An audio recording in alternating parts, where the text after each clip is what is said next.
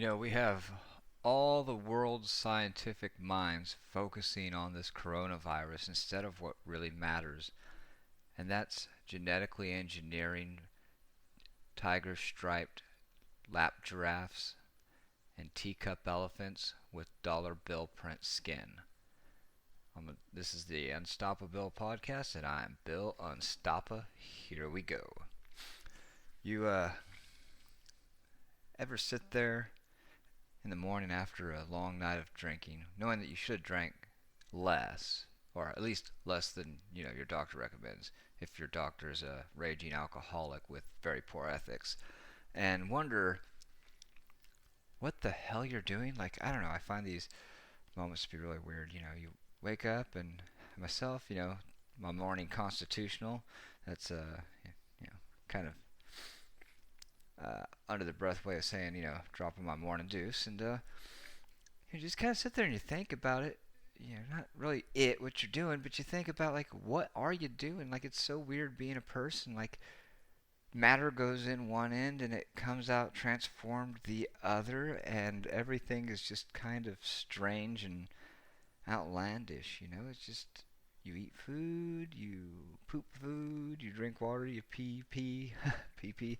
Um, you know, you do other various physical activities, sometimes involving other human beings, which are quite pleasurable. It's just in these moments, when you're kind of somewhere less than your full cognitive function. No, I don't want to say like just sick, just less than 100%, or maybe just less aware of. I don't know if it's less aware, or just your mind is a little quieter because all the other processes are turned down. The other higher functions, like, you just kind of think about things that are a little bit different than what you think of. How you think of things is different than you would any other time.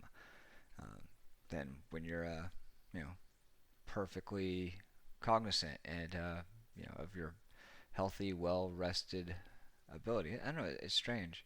I mean, maybe that just means that thinking of things so literally makes you dumber.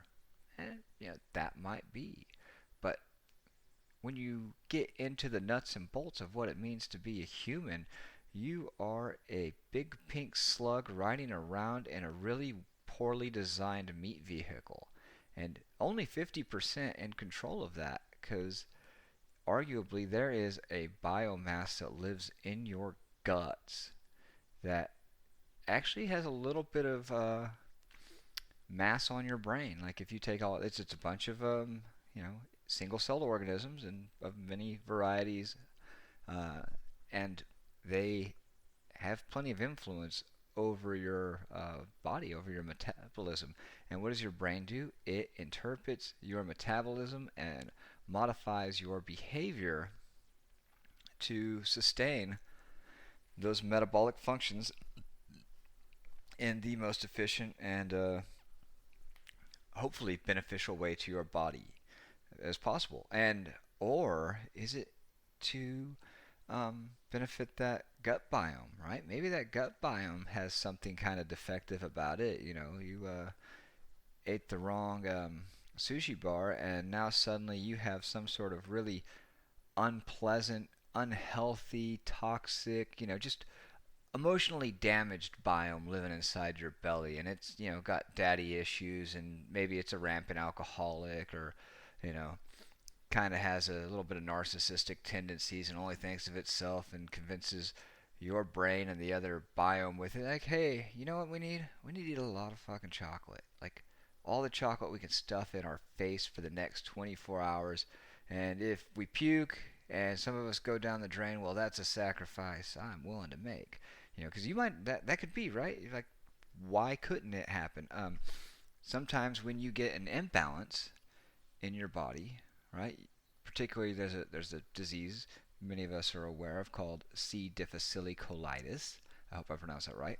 And what it is it's a common bacteria that exists in almost everybody, and it's really, really difficult to kill. So when you get prescribed too many antibiotics and all the other weaker stuff dies, it's kind of like, fuck yeah, party time, this is our town, and starts to eat you and everything alive. And the rest of the time, it's other microbes that's eating it. And that's kind of funny. Like, the other microbes are tough enough to kill it and eat it, but without them, it eats you.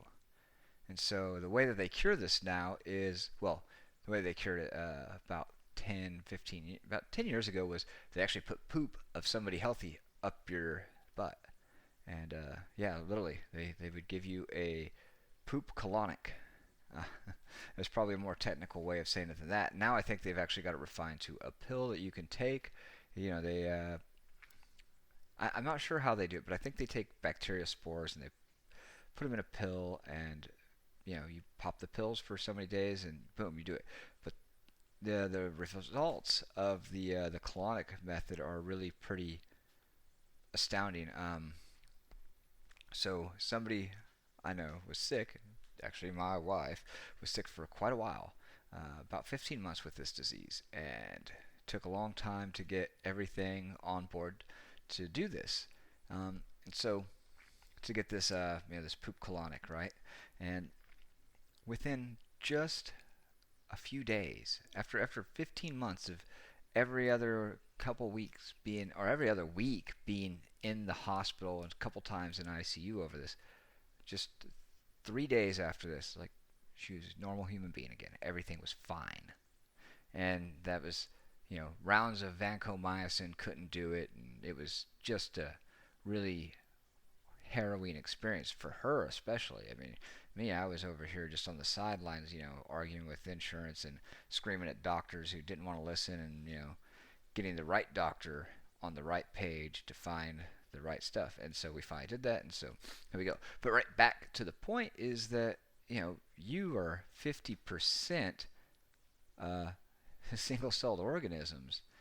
You are a disgusting pile of slugs, like little bitty gross germs crawling all over you, and on the outside too. Like, imagine being able to see them sliding around beneath your skin. Um, yeah, so there's a company called HoloBiome that has been researching this exclusively, and the effects of this bacteria on your cognitive abilities and emotional abilities. And that would be a hell of a thing if it does turn out that even your intellect has a large dependence on the health of your gut health, your intestinal fauna. Man, I don't know. It's just wild. So moving along, there was something else talking about companies is, people get really into this cancel culture, right? It's like, I don't like what this person said, so we're going to boycott the company that they work for. And they might just be some stupid peon employee that works at a company, and they made a dumbass comment on Twitter on somebody famous's feed or whatever, and lots of people saw it. So then, like, the trumpets sound, the pitchforks light, the torches light, and they drag out the pitchforks, and they come for Twitterstein's monster, and so then they rally to get this person fired. And typically, you see the social justice warriors doing this, right? Your social jihadist, and they start dropping woke bombs on everybody, and next thing you know, poor old Miss Nancy, who didn't know any better, got let go. And maybe that's a good thing, for her getting outed for her insensitive bigotry. But there's a bigger thing that I think is really kind of ominous to consider. It's an unintended consequence that comes along with this, and it is that when you do that, you invite the company, the corporation, deeper into your lives, right? And every single company is worried about one thing, right? Making money. And if you as an employee or potential employee are a potential liability, well then, guess what? Your ass is gone. You're getting the axe, right?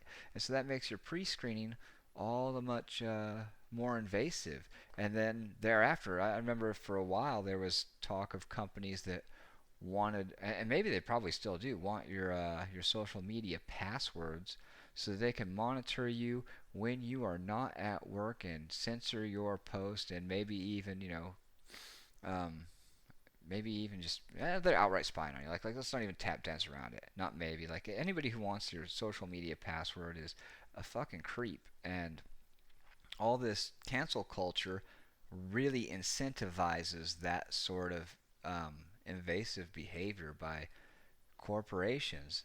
And what's really funny is that on the other side of the political coin, or the spectrum, is you get the people on the right wing who really kind of they really uh, loathe the idea of the government spying on them, but then they defend corporations spying and doing this, and they say, well, it's a private company, you have a choice not to work for them.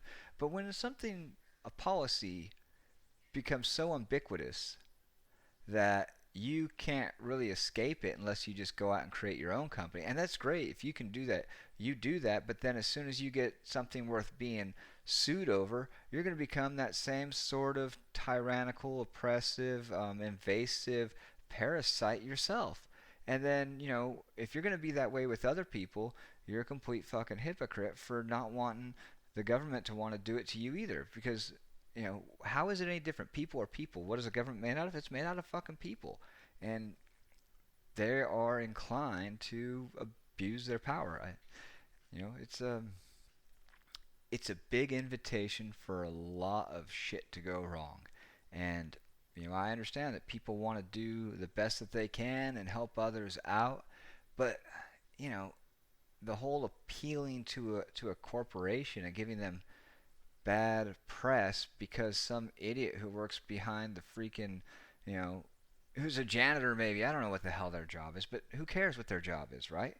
I mean, I guess that you care if they're in the hiring practice, like they're an HR representative or maybe a CEO. But if Susan down in the mailroom says something fucking retarded, like she's probably in the mailroom because she's fucking retarded. Leave her alone. She's doing the best she can, and maybe losing her job will just make her keep her mouth shut, but it won't change her opinion. It's not going to change her opinion. She'll just be more careful about how she expresses it. So, all you're doing is creating this really weird environment where, there's companies that make software that are designed to go through skim candidates' social media and online activities and flag and create a profile for the potential employer to review over you, the candidate. And that's great. And that might seem like just fine of an idea, but for how long can you maintain the level of scrutiny that needs to be, or like who knows what sort of level of misrepresentation will be taken? Because that's the problem with the PC culture, is that it's fluid. There's nothing set in stone. Language changes all the time. The implication, terminology of it changes all the damn time. It's like, take colored people is rude and racist, but people of color isn't. I mean, it's the same simple words, but different order, and the word of interjected between it. I don't understand that. Like, it's retarded. Okay, and I'm not supposed to say retarded. It's a poor expression of an idea. It's just really manipulative. I feel like it's a bunch of linguistic minds that people are made to navigate. And this is why this thing always ends up with people, well, with the culture eating itself, like all the time. You see somebody who is in the woke culture, and then they kind of slide out of it, or they make a mistake, and then everybody jumps on them like a pack of piranhas. I don't know if you know anything about piranhas, but they will eat the fucking slowest one in the group, right? He gets a little nip in his fin or something, and he starts limping a little bit or starts acting a little funny. Then they all turn around and just brrrr. I don't know if they make the brrrr sound because they're fish, but next thing you know, there's one less piranha in the fucking school. And chickens are the same way. Chickens and ducks, like, man, I tell you a horrible story, but duck gets injured, right? And the other ducks will drown it. Yeah, you got to the old, community park and like you're racing your RC boat and accidentally hit a duck and it starts swimming funny, the other ducks will jump on it and drown it. So, watch where you're driving those RC boats. That's just reckless, you fucking duck murderers. Well, then we've got this whole thing about what's going on with the virus out there right now, right? And everybody's freaking out because states are opening back up. And, I spoke about this and I was talking about, rights versus responsibility and, how it's probably more responsible to go ahead and cover your face, right? Cover your face, wash your hands, wipe your ass, pay attention to the 4 cardinal areas, just like George Carlin said, armpits, asshole, crotch, and teeth. Use the same brush and preferably in that order if you want to save time. But on the other side, right, you got to look at this. Let's say you have contracted a debilitating disease that is going to make it harder and more difficult for you to work and do your job every day, and it has caused you to degeneratively become disabled, right? You are disabled, you can no longer work, you can't provide for your family, and you're going to have to rely on Social Security or government handouts, for the foreseeable future. And you get told by a doctor, says, well, we have a surgery that will fix this. Now, there's a 2% chance you might die, but we have a 98% success rate with this. Are you going to take the chance? Are you going to watch your whole family suffer and wither away into, poverty and, a complete destruction of your quality of life because you're afraid of a 2% chance you might die when there's a 98% chance of success, right? I mean, who's going to do that? I mean, if I said, hey, look, this lottery ticket's, it costs $1,000, the jackpot's $10 million, but there's only a 98% chance you'll win. You'd be a fucking moron if you didn't buy the ticket. Let's just think about that, right? Wash your hands after you use the coin to, scratch the ticket. And then people get so overly crazy with the whole, two sides of it. Like, our entire society has borderline personality disorder when it comes to political views. It's super polarized, right? Everything is all good and all bad, and any sort of discussion, any sort of argument to the contrary of your idea is a complete not a complete justification, but it is, just proof positive that not only are you wrong, but you are deceptively wrong, right?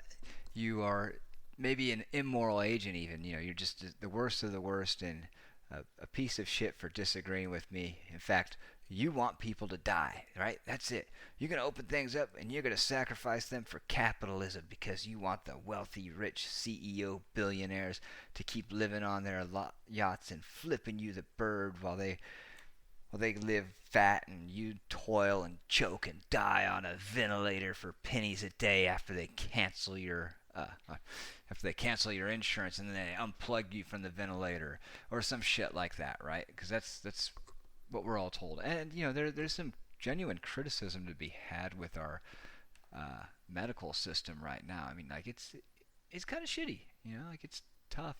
But what's really funny though is those same people who go on about this and the wealthy CEOs, and they'll complain about big pharma, say, oh, big pharma just wants to make more money, fuck people over, and they create customers, not cures, right, by treating diseases instead of curing them. Suddenly, though, for this virus, this situation, nobody's complaining that the cost of medicines are inflated. The cost of ventilators, it's not inflated. There's no need for, we need the money. All the money has to come from the government and go to the hospitals to pay for the ventilators, to pay for the beds, to pay for the doctors, to pay for the inflated burden on all the hospitals, and that none of the prices of any of this stuff are exaggerated at all, and it's all been justified the whole time. It's funny how quickly we flip sides when the right politician tells you what the fuck to do. So when I started thinking about things this way, it just seems so ridiculously easy to manipulate people. And it really is. It's really easy to manipulate large groups of people, apparently, because what what was that? No, I'm going to borrow from George Carlin again here. He says, think of the average person and how stupid they are, and then realize that half of them are dumber than that. So, we get these people that specialize in psychological manipulation, and that's what a politician does, right? They manipulate you psychologically to believe that they have your best interest at heart, but all the time we see the same shit, right? You got two different sides fighting against each other, and they always win. Both sides always win. When they lose something, they lose a very small battle, and they play it very carefully, right? So you look at what's going on with the stimulus packages. Every single time, both both parties they pack it full of funds for special interest groups, whether they're big business bailouts or the Center for Performing Arts bailouts, etc. Ad nauseum examples of that. But these are all corporate donors. You know, they're not corporate donors. They are campaign donors to each party, right? So what happens is they get the money, they include the stimulus to these special interest organizations, and then those special interest organizations later on will donate a portion of that back. There's a name for this activity. It's called money laundering. And guess what? We're the rubes. And we're getting some breadcrumbs from this too. We're getting some breadcrumbs. We're getting our $2,500 of Corona cash, or what is it, $1,200 of Corona cash. And, I hope the people out there who are getting screwed over and can't go to work, and, that they're getting the food. That they're getting food, they're getting their bills paid, and, that they can at least sustain some semblance of a normal life. I get it. Like, it's this weird world out there, and, like, shit can go wrong. It goes wrong for lots of people, and, it's going wrong for a lot of people right now. And as things open back up, it's going to go wrong for some more people. Like, that's going to happen. But, another interesting thing is that I don't think that this is really going to pan out in the long term. And by long term, I mean like within the next year. And the reason why I say that, because I think it's going to take like a whole year to really gather up exactly what the level of danger that this really presented as an overall whole, okay, going to be as dangerous as what we really thought it was. I know I'm not saying it wasn't dangerous, and that a lot of people didn't die, because they did, and they're going to continue. People are continuing to die, and we're going to start to figure out who more and more is at risk, and sort that out. It's very interesting. There was an article I read about this virus having quite possibly been in a slightly different form circulating through the population for years. Now, yeah, a novel virus, but it was mutated differently and was unable to cause any sort of symptoms within people. And there's a large degree, and that's the reason why there's a large degree of numbers, or a large percentage of people, 50%, that don't ever experience any symptoms. But it also means that at some point it mixed back with an animal, I think is the way I read this, right? It mixed back with an animal, maybe several times over, and then enough mutations took place to where there were some components to it that made it much more lethal and infectious to people, where it caused it became more of a pathogen. And that right there is kind of scary in itself, because, well, if it wasn't created in a lab, and that seems to be pretty clear now, and it would have been a lot simpler if it had been, but it's not. At least from the most current info that I have, it really seemed like it was for a while, based on my intuition and what was available, as far as information went. But as it goes forward and forward, it looks really more and more like it wasn't made in a lab, and that this is just a really crazy ass step in evolution. And so what's scary about that, the idea that it was circulating as a less dangerous pathogen, or even an asymptomatic, just almost symbiotic pathogen for, I know that's kind of contradictory, right? An oxymoron, symbiotic pathogen. But anyhow, a symbiotic virus for years and then mutated into something, pathogenic, it could mean, I don't know this because I'm not a microbiologist, um, but could that mean that the antibody tests are picking up that benign version of the virus and not the current dangerous one? I don't know. Like, that kind of crossed my mind, and maybe that's it. Maybe that's what's going to happen. But the problem with this theory, the theory that this has traveled around a lot, is that typically, from an evolutionary standpoint, viruses become less dangerous as they um, spend more and more time with a host. But I guess that's the nature of evolution also, is to just kind of, make a lot of mistakes, and the ones that don't do the best die off, like, SARS-1. It was really, really super deadly and killed people really quick and developed symptoms really fast. So it was really easy to quarantine, taper off, and eradicate. I don't know if it's eradicated, but at least it's well under control, because it made the mistake of being a little too tough, a little too aggressive, and bam, we shut that shit down.